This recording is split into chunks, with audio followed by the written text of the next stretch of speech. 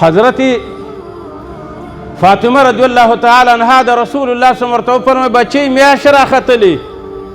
وی هو یا رسول الله خبر یم وی بچی میاشت راختلی وی هو خبر یم یا رسول الله بیا ورته میاشت راختلی ده تا لیدلې ده دعا وی دعا مې کړې ده یا رسول الله صلی وی ولې ورته نه ګورې وی ما له حیا راځي د اولې او د دویمې او درېیمې شپې میاشت هر سړی ګوري زه یم چې زه م ورته وګورم او خلک هم ورته وګوري زما نظر چېرته په هوا کې د چا سره ونه جنګېږي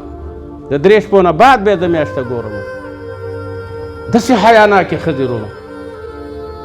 څه شول هغه حیا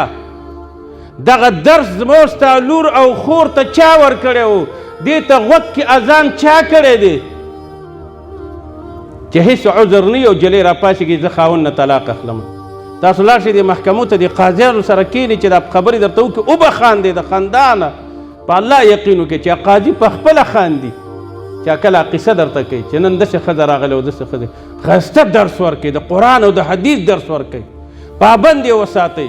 موبایل نه بچئ ښځه موبایل نه ښځې څه ضرورت دی تا ته د موبایل څه ضرورت دی زړه مور دې شته دی هغې ته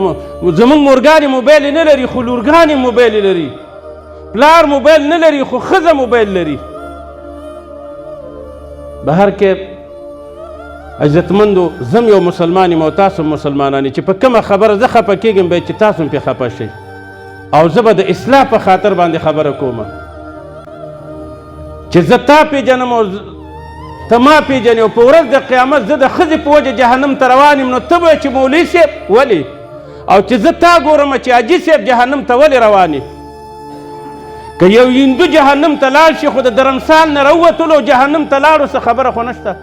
که یو یهودي جهنم ته لاړو څه خبره خو نشته هغه زما د پیغمبر زما د قرآن په مقابله کې ولاړ دی خیر دی که جهنم ته لاړو